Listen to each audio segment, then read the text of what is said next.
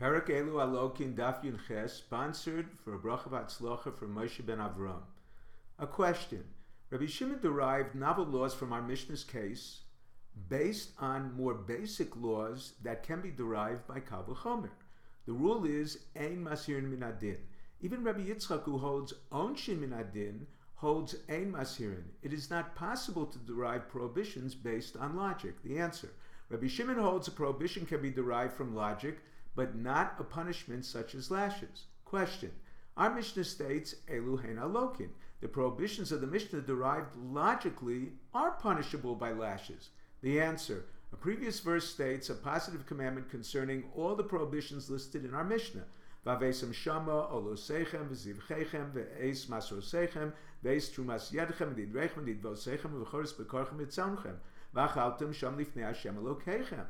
It would have sufficed to use a pronoun for the prohibition, lo suchal le'ochlam bisharecha. Their repetition indicates attribute additional prohibitions to eating outside Yerushalayim.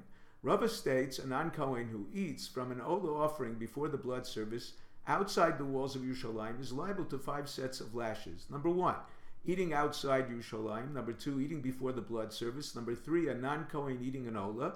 Number 4, eating outside the temple courtyard. Number 5, eating meat of an Ola offering. The Gemara wonders why Rava does not include additional prohibitions. Number 1, Bizar lo yochal ki kodeshem, a non-Kohen eating kodesh kodashim.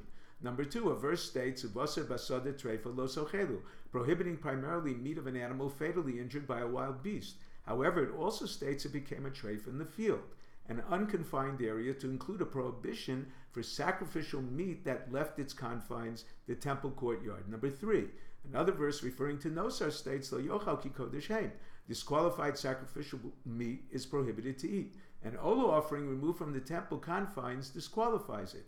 One consuming this Ola should violate these 3 as well. The answer, they apply only to sacrificial meat permitted to Kohanim without their disqualifications. However, Rabbi Eliezer brings an additional prohibition applicable based on the verse, V'chol minchas Kohen kolil tiyeh lo se'achel. It includes any offering completely burned.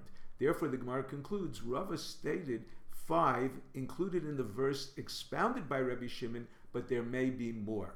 Rav Gidl holds, Lava bo michlal essay, lavhu, prohibition inferred from an essay is a lav. The proof. V'achlu osam asher kupar bahen. The Kohanim can eat their chatos and ashamos after their atonement, the blood service. However, if eaten before, they receive lashes. Question.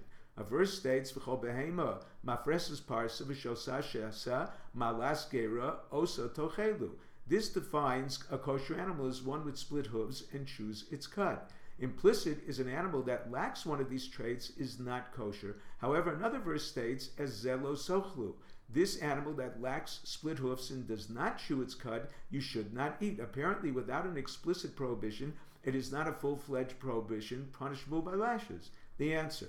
Rav Gidl derived a different law. The 2 laws of the verse are contingent on each other. Ba'achlu asher kupar bahen, after the blood service, the Kohanim are permitted to consume them. A non-Kohen who eats them is liable to Makkos, v'zar lo yochal. Before the blood service, a zar is not liable. The Gemara returns to its discussion of Bikurim. One statement of Rabbi Eliezer is placement of the fruit near the altar is essential, not recitation of the verses. He also states if Bikurim were separated but not brought until after Sukkot, he must let them rot because he cannot recite the verses. Recitation was permitted only during the harvest. Apparently, recitation is essential. The answer, Kol aroi lebila and bilam na'keves. Bo. This is a general principle. If one permitted recitation fails to recite, he fulfills the mitzvah by placing them near the altar. But if he cannot recite, he does not fulfill the mitzvah by placement.